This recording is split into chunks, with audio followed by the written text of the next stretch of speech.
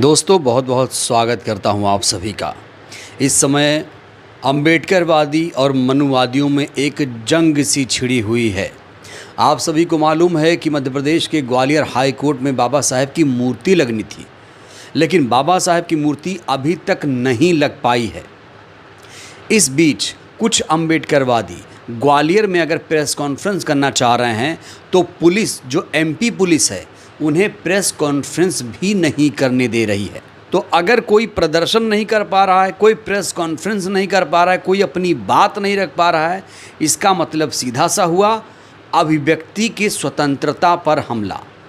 सिर्फ यही नहीं, चंद्रशेखर आज़ाद को आतंकवादी से तुलना की गई है, अंबेडकर जी को गाली दी गई है, अंबेडकर जी का सरेआम अपमान किया गया है और अब BN राव को संविधान निर्माता के तौर पर ये मनुवादी स्थापित करने पर तुले हुए हैं। और कार्यक्रम था संविधान निर्माता डॉक्टर BN राव जी के सम्मान। ग्वालियर से लेकर दिल्ली तक दौड़ लगाई जा रही है, BN राव के समर्थन में जनसभा हो रही है। बड़ा सवाल ये है कौन लोग हैं।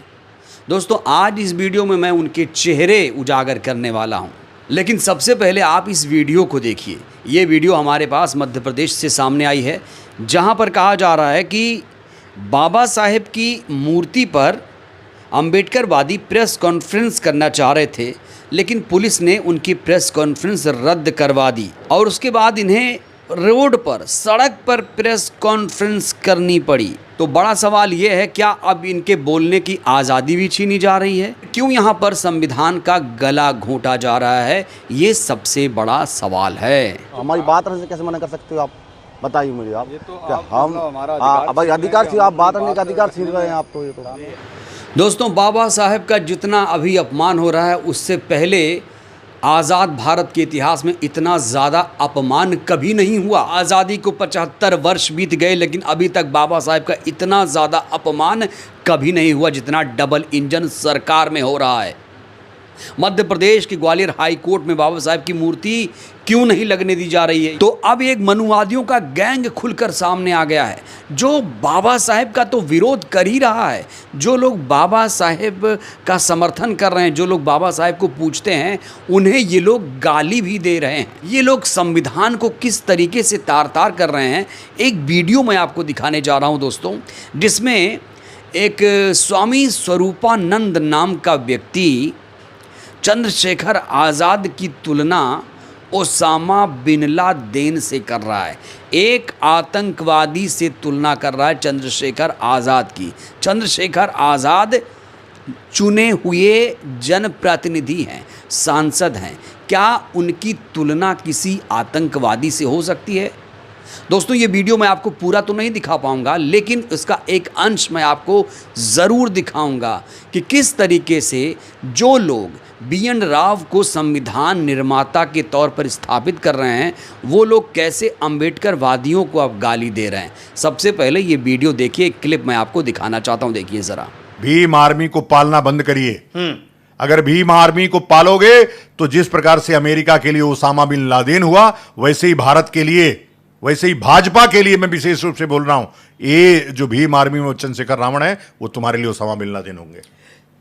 दोस्तों इस व्यक्ति का नाम स्वामी आनंद स्वरूप बताया जा रहा है। इसके बारे में अगर आपको और जानकारी चाहिए तो आप गूगल कर लीजिएगा। ये व्यक्ति सरेआम कैमरे पर चंद्रशेखर आज़ाद की तुलना एक आतंकवादी से कर रहा है। चंद्रशेखर आज़ाद कैसे सांसद हैं, कैसे नेता हैं, ये बहस का विषय हो सकता है, एक डिबेट का विषय हो सकता है, लेकिन एक चुने हुए सांसद को अगर कोई आतंकवादी कह दे तो इससे ज़्यादा विवादित बात दोस्तों और कोई हो नहीं सकती।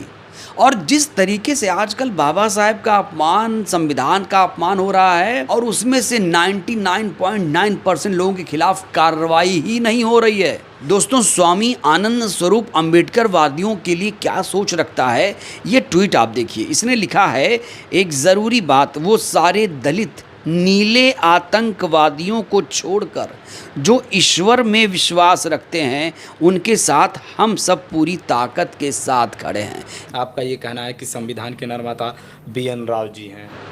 स्वामी स्वरूपानंद के साथ एक व्यक्ति और है, शुभम शुक्ला, जो खुद को पत्रकार तो कहता है, लेकिन इसके अंदर बाबा साहब के खिलाफ कितनी नफरत है ये इसके ट्वीट में साफ तौर से झलक जाता है। ये आजकल एक प्रोपेगेंडा चला रहा है कि संविधान के निर्माता बाबा साहब नहीं BN राव थे।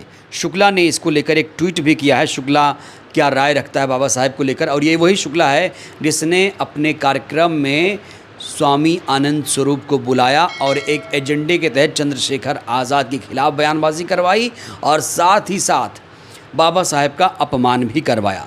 इसने लिखा क्या है देखिए, BN राव जी को कलंक बताने वाले नफरतवादियों, कान में मशीन लगाकर अच्छे से सुन लो, पूरी डिटेल है, कुछ भी छूट गया है।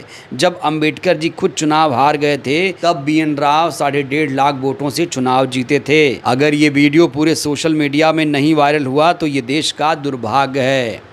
शुभम शुक्ला को आप लोग ध्यान से पहचान लो, कहीं भी इसका पोस्ट नज़र आए तो इसे नज़रअंदाज करो, इसका वीडियो कहीं दिखे तो आप लोग उससे भूल कर मत जाना, क्योंकि दोस्तों ये एक कहीं ना कहीं प्रोपेगेंडा आजकल फैला रहा है। स्वामी आनंद स्वरूप जैसे लोगों के कंधों पर रखकर ये व्यक्ति बंदूक चला रहा है, और स्वामी आनंद स्वरूप जिस तरीके से आजकल बाबा साहब का अपमान कर रहे हैं उसे अंबेडकरवादी बिल्कुल भी बर्दाश्त नहीं करेंगे। स्वामी आनंद स्वरूप एक ट्रेंड भी चला रहा है एक्स पर, और वो ये है कि संविधान निर्माता BN राव। ये अपने एक्स हैंडल से साफ तौर से लिख रहा है ये व्यक्ति कि संविधान निर्माता BN राव ही हैं। इन दोनों ने, शुभम शुक्ला और स्वरूप आनंद ने ये स्थापित करने की कोशिश की है कि अब संविधान निर्माता बाबा साहब नहीं BN राव ही हैं। स्वामी आनंद स्वरूप के ऊपर ये भी आरोप लग रहा है कि इसने अंबेडकर जी को गद्दार कहा और गाली दी। एक स्क्रीनशॉट भी इसमें वायरल हो रहा है, मैं स्क्रीनशॉट आपको नहीं दिखा पाऊंगा। अब ये स्क्रीनशॉट असली है या फर्जी ये जांच का विषय है, लेकिन इसको लेकर बहुत सारे लोगों ने अपनी अपनी प्रतिक्रिया देनी शुरू कर दी है। RSS ने इसे लोगों को गाली देने के लिए रखा हुआ है। RSS की खुद सामने से कहने की हिम्मत नहीं है, इसलिए ऐसे पाखंडियों को आगे करके माहौल ख़राब करवाना चाहती है। बहुजनों से उम्मीद है कि इस पाखंडी को जल्दी से जल्दी जेल में भिजवाने में अपना सहयोग दें। ये व्यक्ति बाबा साहेब अम्बेडकर को लगातार गाली दे रहा है। आरोपी अपना पता पहले आगरा बता रहा था, लेकिन अब असल में यूपी के बलिया का रहने वाला है। इसको जल्दी कानून का पाठ पढ़ाओ, और ये बहुत बड़ा अपराधी है। जब कहा गया कि इसने बाबा साहब को गाली दी तो इसने कहा ये झूठ है। तो क्या ये भी झूठ है कि इसने बाबा साहब को संविधान निर्माता मानने से इनकार किया? क्या ये भी झूठ है कि इसने चंद्रशेखर आज़ाद की तुलना एक आतंकवादी से की? ऐसे लोगों के खिलाफ क्यों नहीं कार्रवाई हो रही है, ये बहुत बड़ा सवाल है दोस्तों। और जिसे लगता है संविधान निर्माता BN राव थे, उनको दिव्यकीर्ति सर का ये बयान ज़रूर सुनना चाहिए। दिव्यकीर्ति सर महिलाओं से कह रहे हैं, अपील कर रहे हैं कि महिलाएं हर रोज़ बाबा साहेब की पूजा करें, भगवान मानना शुरू कर दें, क्योंकि अगर बाबा साहेब नहीं होते तो महिलाओं की ज़िंदगी नर्क बन जाती। यहाँ दिव्यकीर्ति सर बाबा साहेब का नाम इसीलिए ले रहे हैं क्योंकि वो जानते हैं कि संविधान निर्माता BN राव नहीं बाबा साहेब ही थे, और पूरी दुनिया ये मानती है कि संविधान निर्माता BN राव नहीं डॉक्टर भीमराव अम्बेडकर थे। सुनिए दिव्यकीर्ति सर ने क्या कहा। जो लड़कियां बैठी है ना, सुबह सुबह उठ के भगवान की पूजा के साथ एक आदमी की और पूजा करना, उसका नाम है डॉक्टर अम्बेडकर। क्यों? कुछ दिनों में समझ में आएगा जब हिंदू कोड बिल समझेंगे। दोस्तों ऐसे हजारों सबूत हैं जहां पर साफ तौर से लिखा है कि संविधान निर्माता सिर्फ और सिर्फ अंबेडकर जी थे। इस बीच बहुत सारे लोगों ने स्वामी आनंद स्वरूप के खिलाफ मोर्चा खोल दिया है। एक DS सिरीवालिया लिखते हैं, आदरणीय DGP यूपी साहब, आपने अभी अपनी प्रेस कॉन्फ्रेंस में कहा था कि सोशल मीडिया की शिकायतों का संज्ञान लेकर हम कड़ी कार्रवाई करेंगे। क्या ये है आपकी कार्रवाई? क्या आप प्रदेश में माननीय योगी आदित्यनाथ की सरकार में यूपी पुलिस को शांति अच्छी नहीं लगती? तो फिर ये आदमी खुलेआम क्यों घूम रहा है? एक और रिएक्शन आया है। चंद्रशेखर आज़ाद को जिस तरीके से आतंकवादी बताया गया उसको लेकर लिखा गया है, भीम आर्मी के पदाधिकारी खामोश क्यों हैं? ये दो जातीय आतंकवादी सरेआम भीम आर्मी चंद्रशेखर आज़ाद की तुलना ओसामा बिन लादेन से कर रहे हैं। भीम आर्मी को अब इसके खिलाफ कार्रवाई करनी चाहिए। हमारे नेता का अपमान किया है इसने। वही परमिंदर अंबर ने लिखा है, कोई अम्बेडकरवादी साथी शुभम शुक्ला पर SC/ST एक्ट में मुकदमा दर्ज कराओ। ये बाबा साहब की जगह किसी और को संविधान निर्माता बता रहा है। कुछ महीने से इसने भारत के सबसे महान व्यक्ति का अपमान करना शुरू कर दिया है। मैंने कहा ना, शुभम शुक्ला जैसे लोग बाबा साहब का लगातार अपमान कर रहे हैं। और ग्वालियर हाई कोर्ट में जो लोग बाबा साहब की मूर्ति का विरोध कर रहे थे, उसी ग्रुप का ये हिस्सा है शुक्ला।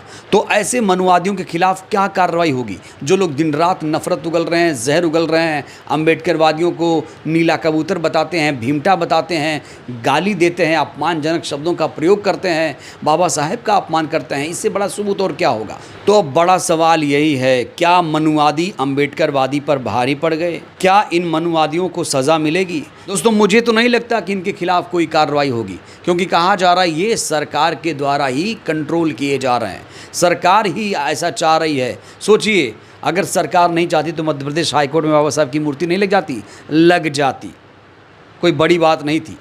सुप्रीम कोर्ट में बाबा साहब की मूर्ति लगी है तो फिर ग्वालियर हाईकोर्ट में लगने में कोई दिक्कत नहीं होनी चाहिए। तो ऐसे मनुवादियों के खिलाफ क्या कार्रवाई होगी, इसको लेकर आप लोग क्या सोचते हो? जिस तरीके से बाबा साहब का अपमान हो रहा है, जिस तरीके से चंद्रशेखर की तुलना आतंकवादियों से की जा रही है, प्रतिक्रिया दीजिएगा। बहुत बहुत धन्यवाद।